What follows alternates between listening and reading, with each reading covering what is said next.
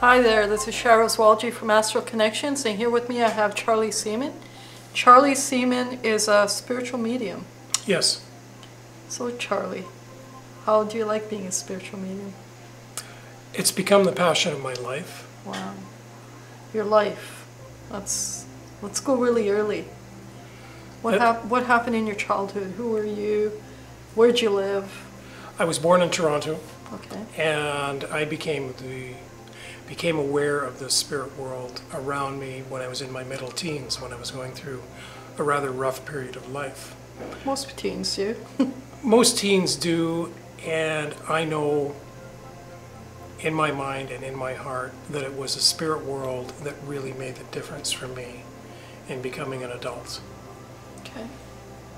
And getting me through that rough stuff, because I had a very dysfunctional family that just weren't able to do it at that time. Mm-hmm. So the spirit world, did the spirit world just suddenly start connecting with you? Or? Yes, they did.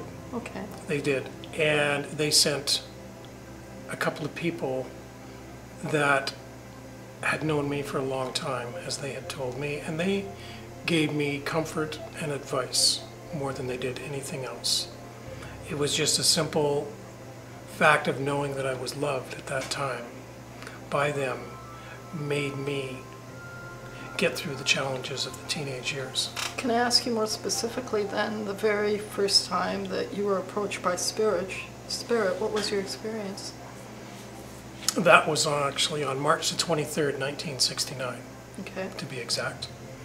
And I woke up in the middle of the night and I was talking to someone, and the light was on, and the light had been off when I'd gone to bed.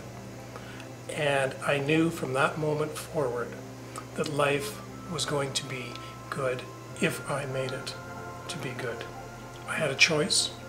I didn't have to carry on, but I made a conscious decision that the rest of my life was going to be a good life. And it was just a knowing you had? It was a knowing that I had. I have no recollection of who came that night. Okay. None at all. But you know somebody came? But I know that someone was there. Okay. That's interesting. And then from then, the spirit communication increased, I would imagine. Yes, about 6 months after that, I was contacted by a spirit that had told me that we had lived many, many lives together. And that spirit continued to come almost every night for around 3 years. Okay. And she gave me comfort, she gave me joy, she gave me friendship, she gave me love.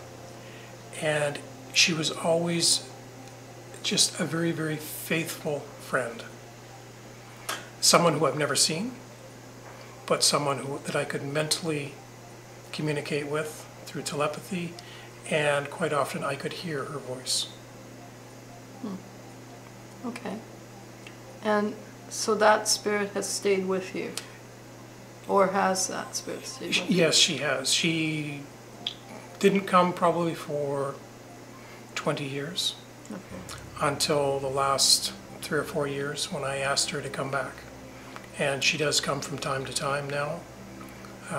We have a very great understanding of each other. What was your reason for asking her to come back?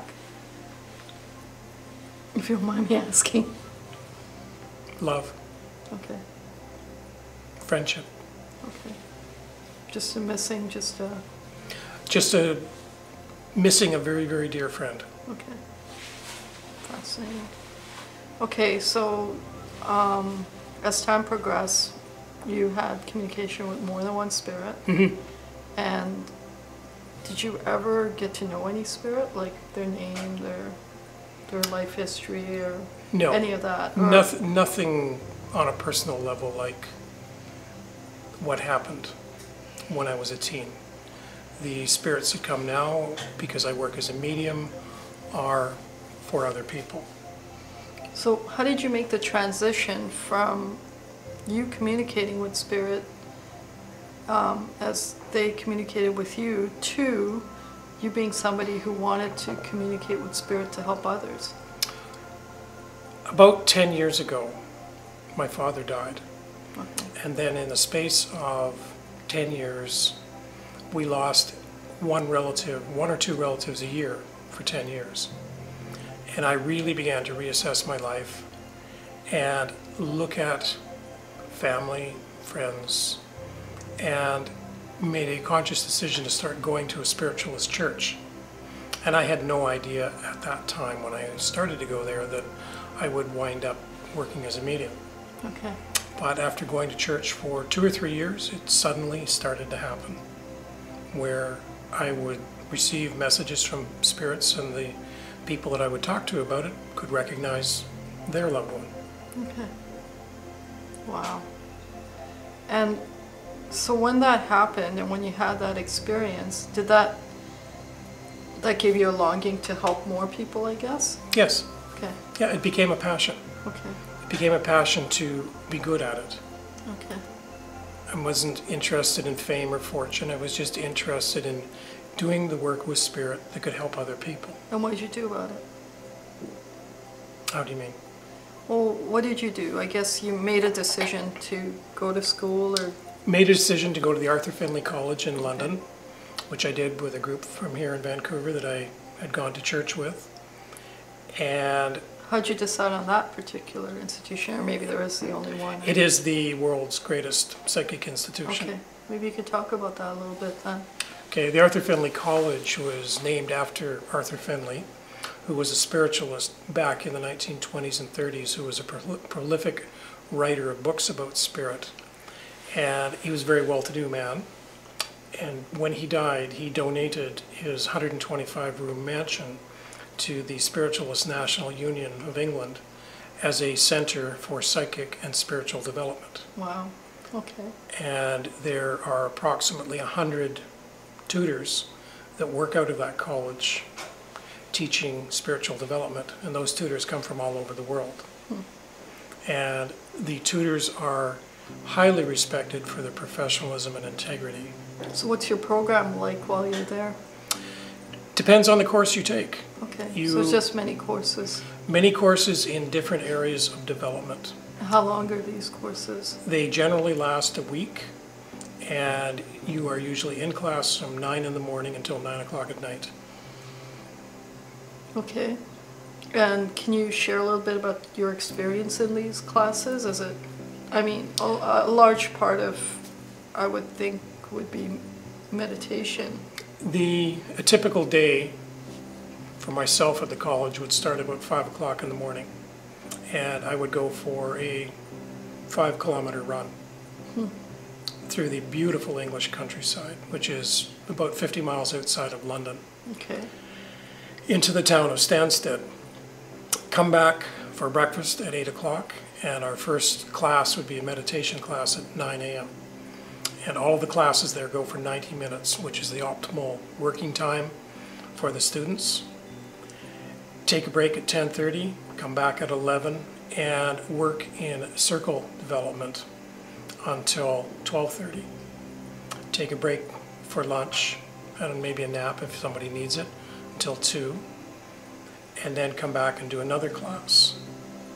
Taking a break again at 4 o'clock, and then going for dinner, coming back for another class at 7. Okay. It's a long, long day. Long, long day, but the Findlay College is unique for its energy. The energy inside the building is nothing like you've ever felt before if you are at all spiritually connected. The vibration of the building changes. I know on average I slept 2 hours a night. I would go for my runs in the morning, I'd work all day long, and they'd open the pub at 9 o'clock at night, close it at 11, go have a couple of beers, go to bed, sleep for a couple hours, wake up, and just be completely energized. It was the most fabulous experience. Wow. Okay. So you said you went with a bunch of friends. Yes, I think there were 20 of us in the group. Wow, okay. And you just made the decision to go with this group, and Yes. did you practice together, or did you? From time to time we practiced together, we went to church together. Many of us are still friends. I don't go to that particular church any longer, but they've done some wonderful things for me. Okay. And we still see the people. And how would you say your mediumship had developed after going to to the institution versus before, would you say there was an exponential growth in your There was, skills? no, I wouldn't say that, but what I would say was that there was a complete awareness that when I was at the college, I felt like I was at home. Okay. That it was a place that I had to come to, that it was a place that I had to be at. And what I took away from there was that I had the potential to do that kind of work. Okay. Okay. And was everyone feeling the same way, like your group of 20, or was it just you? I think a lot of the people felt very, very good about the week that we're there. Okay. I don't know what a lot of the others have done with their work. Okay. So you haven't stayed in touch with almost everybody then? Just We see them from time to time, but I don't, because we do our own work, we don't necessarily talk about what we're doing Okay. to each other. So define work. Define work, working with the spirit, Okay. working with the spirit world, working on our souls, Okay. and working on our own God of our own understanding. So is there a routine you follow every day? No, No. no, we try to change the routine every day. Okay. When I get up in the morning, I do like to do a brief meditation, which may be sitting in the power, it may be an attunement. This morning it was a healing because I was coming down with the flu.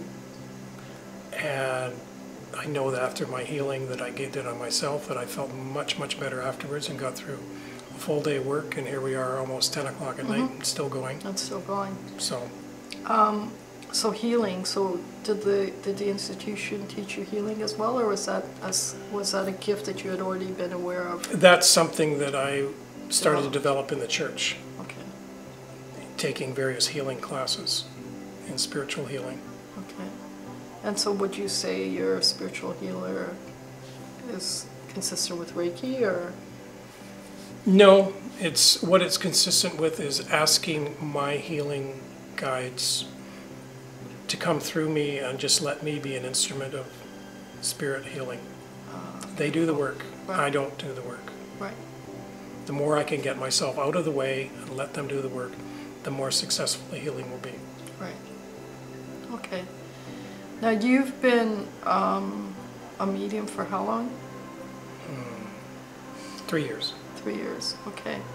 And you've helped many clients, I imagine, along the way. I hope so.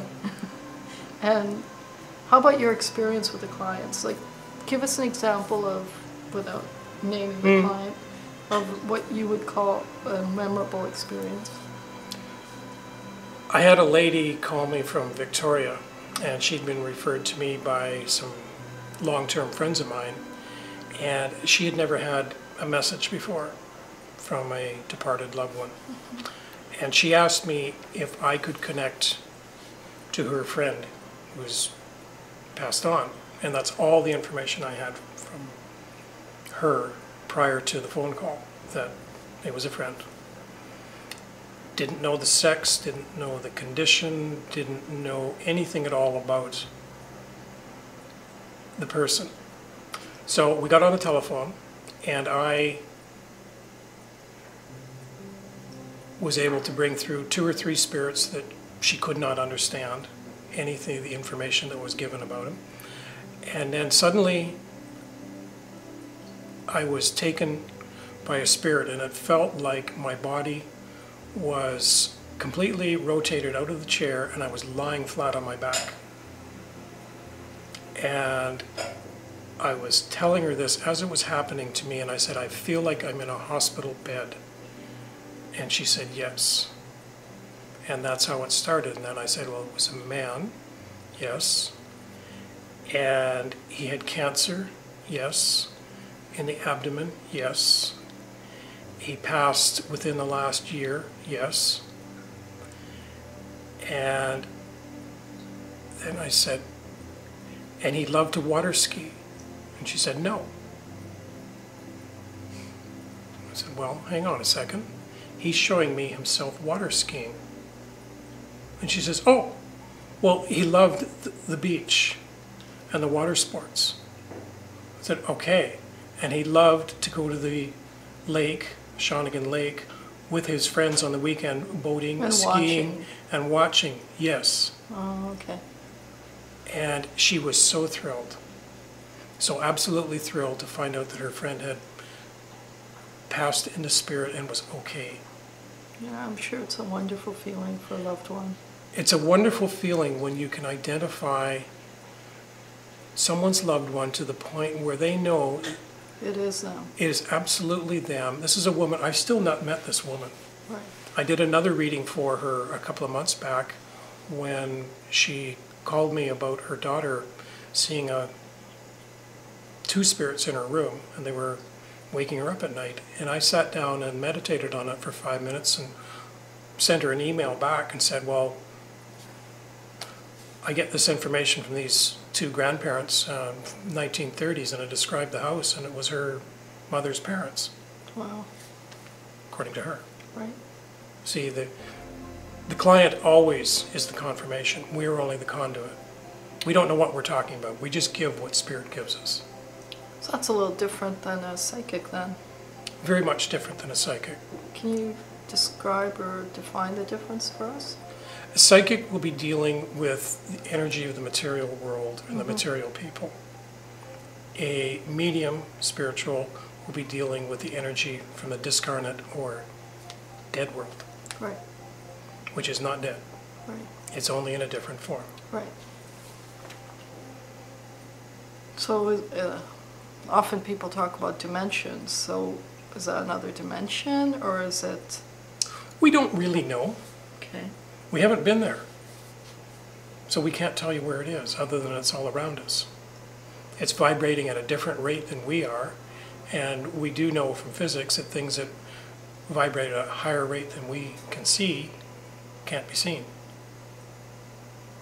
So when you're actually in a mediumship experience, what is your experience? I mean, I know in some cases I'm told that you're not there and you go somewhere and come back, and in some experiences I'm told that you are there. What is it for you?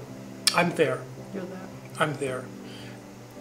The majority of the time when the spirit link makes itself known, I will see the image with the person that it's going to. And I'll get enough of the image to be able to go into the image and get the physical description, the relationship, and any other pertinent data that we have. What do you mean by go into the image? I will see the person standing beside you, Right. with you. Family members are normally much closer than, say, a friend. Okay, that's good to know. And I will get a feeling of what the relationship is. I will see the physical image. Right. And when I say go into the image, I will send my mind and my thoughts into the image that I see, and I will ask for more information about what were your hobbies, what were your weaknesses, what So were is your it illnesses. Is it like an etheric version of you that Yes. goes over there and No, talks to the image? No, I'm doing that with my mind. This is mental mediumship. Okay. So you were explaining earlier mental and physical mediumship. Maybe you could speak about that just a little bit. Okay, mental mediumship is the traditional platform mediumship where the medium will bring through the departed soul, and he will give by seeing, hearing, feeling, or knowing the information from spirit through those senses. Physical mediumship is different in that everyone in the room has to actually see what is happening through the physical manifestation of spirit. Is there such a physical medium present in the world today? There are many of them. Really? There are So many the of them. audience will literally see what the medium is experiencing Yes. as well. Yes, they will see that. Wow. For it to be true physical mediumship, everyone in the room has to see it. If half the room sees it, that's not good enough. Right.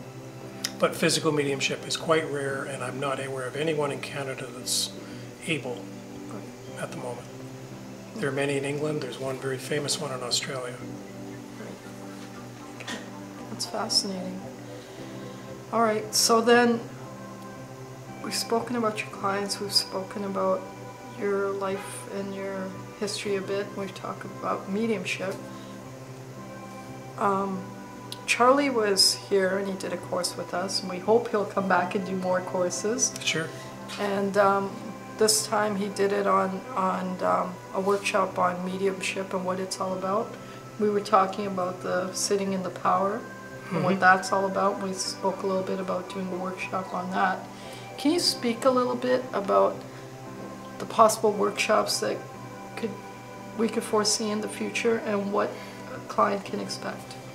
Well, what we did tonight was really explain the basics of what mediumship is. And the next step is to start working with it practically.